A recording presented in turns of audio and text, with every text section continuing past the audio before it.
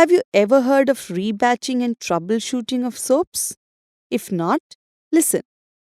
We do rebatching of soaps in order to use the leftover soap bits and also to repair a batch of soap that is short of ingredients.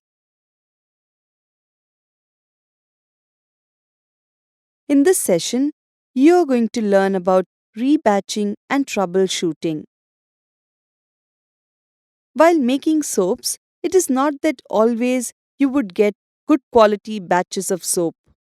Sometimes you may make mistakes in weighing or adding ingredients in the wrong proportion.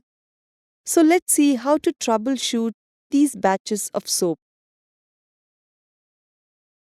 At the end of this session, you will know what is rebatching, what are the symptoms, possible causes, and remedy for rebatching of soaps.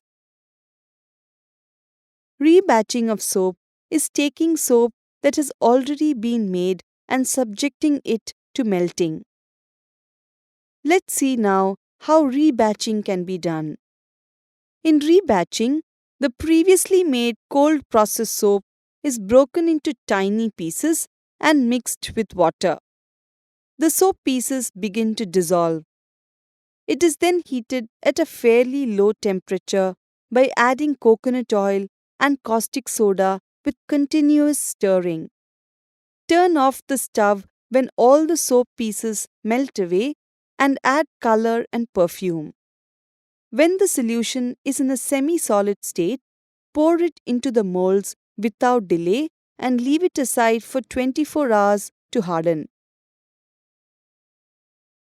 You may wonder what would be the cause for rebatching of soaps and how to identify the soaps, right?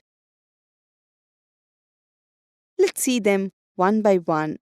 The first identification is that the soap may have watery pockets. The possible cause is the slight separation of lye solution. The remedy for this is that if the pockets are tiny, then they may be absorbed during cure.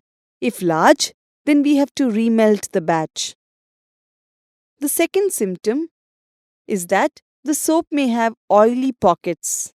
This is often associated with excess amount of caustic soda. If the oily pockets are tiny, it may be absorbed during cure. If large, then you have to remelt the batch.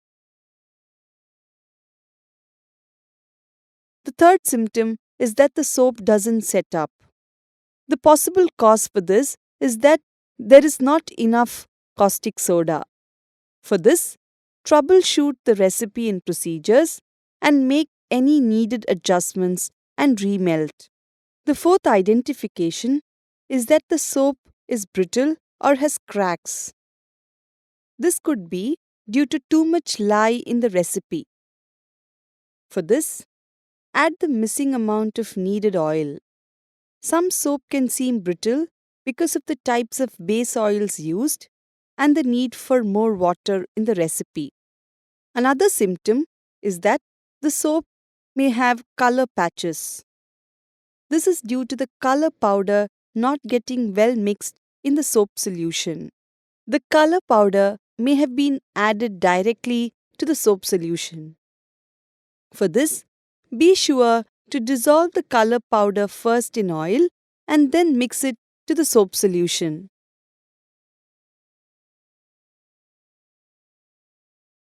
The sixth identification is that the soap is broken and dry.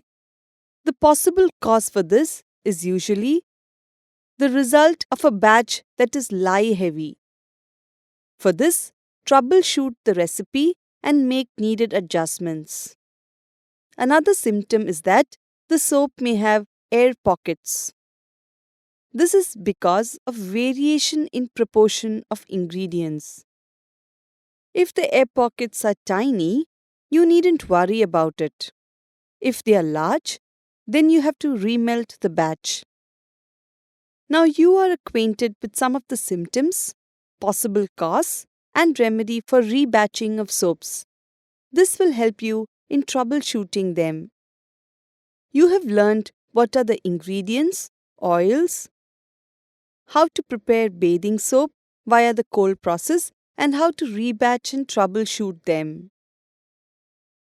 We wish you good luck in your endeavor of becoming a successful soap maker. Thank you.